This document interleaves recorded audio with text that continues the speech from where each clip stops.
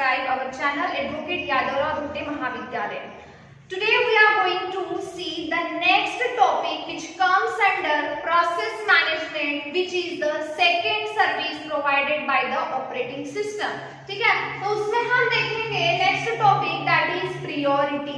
अब प्रायोरिटी क्या है? हमें पता है कि सीपीयू प्रोसेसेस को शेड्यूल करता है, उनको एग्जीक्यूट करता है एक के बाद एक. ठीक है, अब वो किस बेसिस पे एग्जीक्यूट होगा? On the basis of priority. तो प्रायोरिटी क्या है? It is the process of arranging the process in a ready queue. It is nothing but it is the process or it is the task of arranging the various process in a ready queue so that they can be dispatched one after another for execution.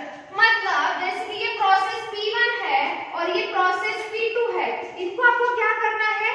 सबसे पहले कौन सी process execute होंगी, उसके बाद कौन सी process execute होंगी, यह decision किस बेसिस पे लिया जाता है?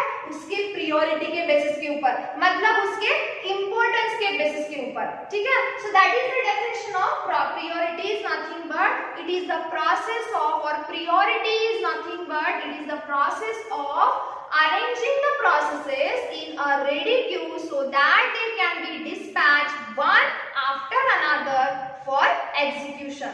So on the basis of some criteria, the priority are of three types, that is external priority, internal priority and purchase priority. ठीक है, अब हम देखेंगे एक्सटर्नल प्रायोरिटी मतलब क्या. External priority is nothing but is the priority assigned by the user to the process. मतलब user किसी process को एक्सटर्नली प्रायोरिटी अलॉकेट करता है कि जिसके हिसाब से सीपीयू उसको क्या करता है? एग्जीक्यूट करता है. बट अगर यूजर ने किसी भी प्रोसेस को प्रायोरिटी अलॉट नहीं की तो उस वक्त क्या होगा? ऑपरेटिंग सिस्टम आपका डिफॉल्ट प्रायोरिटी सेट करता है, मतलब उसके हिसाब से कोई भी प्रोसेस एग्जीक्यूट होंगी. बट अगर डिफॉल्ट प्रायोरिटी एग्जीक्यूट कर दी, फॉर एग्जांपल P1 P2 ये दो प्रोसेस है, उसने डिफॉल्ट प्रायोरिटी असाइन कर दी, मतलब सबसे पहले ये प्रोसेस रन होगी और उसके बाद ये प्रोसेस रन होगी. बट अगर एखादी तीसरी प्रोसेस आती है जिसको एग्जीक्यूट करना इन दोनों से इंपॉर्टेंट है, तो उस वक्त क्या होगा? यूजर फिर ऐसे प्रोसेस को एक्सटर्नल प्रायोरिटी असाइन करेगा. फॉर एग्जांपल सीपीयू करंटली इस प्रोसेस को रन कर रहा है, ठीक है, उसी वक्त आपकी P3 नाम की प्रोसेस आ गई. तब क्या होगा? यूजर ने बोला कि ये प्रोसेस सबसे पहले एग्जीक्यूट होनी चाहिए, तो उस वक्त क्या होने वाला है कि आपका सीपीयू इस प्रोसेस का एग्जीक्यूशन स्टॉप कर देगा और डायरेक्टली वो किसको एग्जीक्यूट करने जाएगा? प्रोसेस P3 को. तो ऐसे प्रायोरिटी को हम क्या बोलेंगे? External priority. Now the second one is internal priority. अब इंटरनल प्रायोरिटी मतलब it is assigned by the operating system. Operating system schedule करते समय भी खुद असाइन करता है कि भाई सबसे पहले मुझे कौन सी प्रोसेस एग्जीक्यूट करनी है. Either I have to execute process P1 और P2 और P3. ठीक है, अब ये डिसीजन ऑपरेटिंग सिस्टम किस बेसिस पे लेता है? On the basis of the current state of process और the current time required by the process for the execution.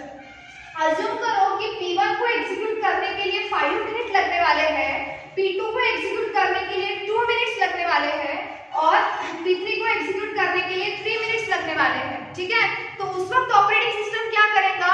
जिस प्रोसेस को रन होने के लिए कम समय लगेगा उसको सबसे पहले वो शेड्यूल करेगा. उसके बाद नेक्स्ट लेस टाइम किसको लग रहा है? P3 को. Then it will execute the second process. उसके बाद सबसे ज्यादा टाइम किसको लगने वाला है? P1 को. Then at last it will execute the process P1. इस टेक्निक को या इस शेड्यूलिंग को हम क्या बोलते हैं? SJF, मतलब शॉर्टेस्ट जॉब फर्स्ट. जिस प्रोसेस को रन होने के लिए कम टाइम लगेगा सबसे पहले वो प्रोसेस रन होगी और जिसको ज्यादा लगेगा तो सबसे लास्ट वो प्रोसेस रन होगी. बट इसके कुछ ड्रॉबैक है.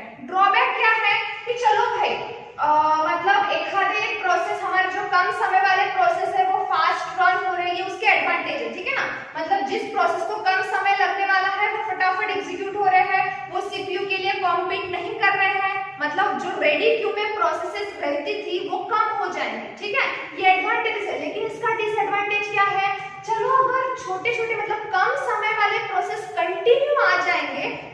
बड़े टाइम कंज्यूम करने वाले जो प्रोसेस है वो वेटिंग स्टेट में रहेंगे, मतलब वो क्या हो जाएंगे, बार बार पोस्टपोन हो जाएंगे।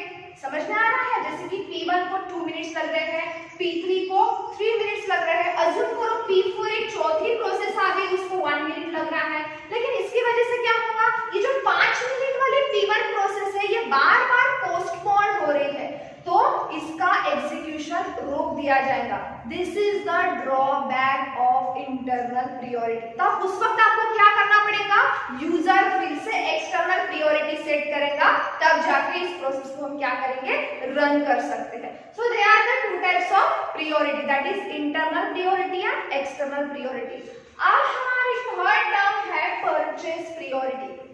अब परचेज प्रायोरिटी कहाँ पे यूज होती है, कुछ डेटा सेंटर्स में अगर कुछ टाइम बीइंग के लिए आप एक खाली प्रोसेस को रन करवा रहे हो, उस समय परचेज प्रायोरिटी यूज होती है। मतलब जिस टाइम के लिए आप एक खाली प्रोसेस रन करवा रहे हो, उतने टाइम के लिए आपको कुछ ना कुछ उसके लिए पे करना पड़ता है। That is the concept of purchase priority. But अगर आपने एक खाली प्रोसेस के लिए कुछ ना कुछ अमाउंट पे किया, तो उस वक्त क्या होगा, एक खाली दूसरी प्रोसेस यूजर बम्बार्ड कर रहा है, फायर कर रहा है, तो वो प्रोसेस को रोक दिया जाएगा। क्यों? क्योंकि आपको जिस प्रोसेस को रन करना है उसके लिए आपने पे किया है और उसकी प्रायोरिटी क्या है, हाईएस्ट प्रायोरिटी है, तो remaining users that are going to fire the process for execution will get stop. ठीक है, this is the concept of your purchase priority. अब इसमें एक लास्ट टर्म है, that is nothing but time slice. ठीक है, अब ये टाइम स्लाइस का मीनिंग क्या है, मतलब यहाँ पे उनके इंपॉर्टेंस के बेसिस के ऊपर प्रोसेस को रन नहीं किया जाएगा, तो हर एक प्रोसेस के लिए पर्टिकुलर टाइम अलॉट किया जाएगा।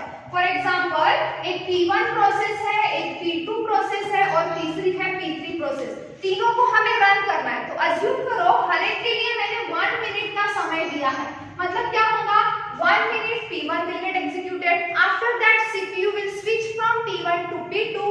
P2 will get executed for 1 minute and again P3 will get executed for 1 minute. वापस से वो P1 के पास आएगा, उसको 1 मिनट एग्जीक्यूट करेगा।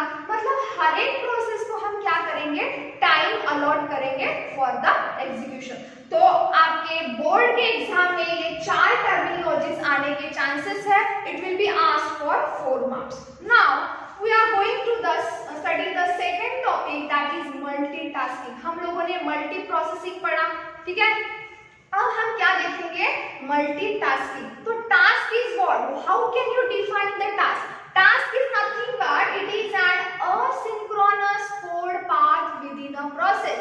ध्यान में रखना, हर एक प्रोसेस मल्टीपल टास्क में हम क्या करते हैं, उसको डिवाइड करते हैं ताकि वो P1 की मेमोरी और रिसोर्सेज को शेयर कर सके। मतलब यहाँ पे क्या होगा, जैसे आप प्रोसेस को शेड्यूल करते हो वैसे ही आप टास्क को भी शेड्यूल कर सकते हो। मतलब पहले T1 एग्जीक्यूट होगा, T2 एग्जीक्यूट होगा, T3 और सो ऑन। ठीक है, इस तरह से हम क्या करेंगे, एक एक टास्क को 1 by 1 एग्जीक्यूट करेंगे। That is the concept of your multitasking. Means the CPU can execute or can run multiple tasks simultaneously. ठीक है।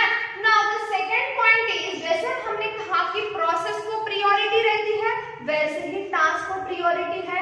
जैसे हम लोगों ने प्रोसेस की स्टेट पढ़ी थी लास्ट वीडियो लेक्चर में, वैसे ही हर एक टास्क को भी क्या रहता है, प्रोसेस स्टेट। मतलब each task will move through the 3 states, that is running state, block state and ready state. Running state means what? The task which is under execution, that state is called as running state. The task which is waiting for performing any IO operation, that state is called as block state. And the task which is not running and which is not waiting for performing IO operation, that state is called as ready state. ठीक है। अब उसके बाद इस task को schedule कैसे करना, that is the question. ठीक है, तो उसका कुछ कॉन्सेप्ट है, उसका कुछ क्राइटेरिया है।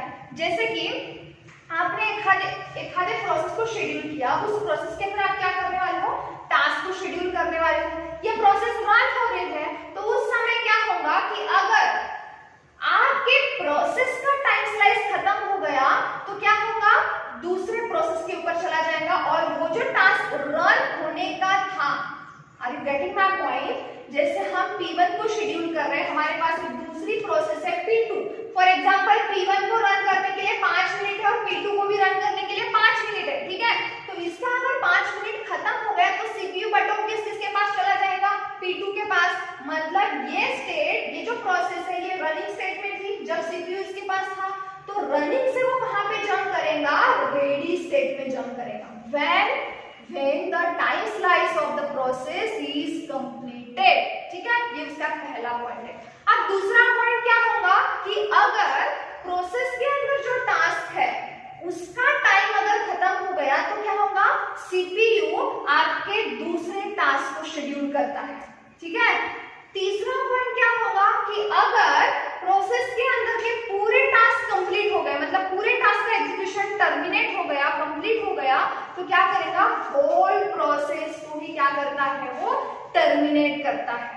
समझ में आया? So this where the scheduling concept of your multitasking. Thank you.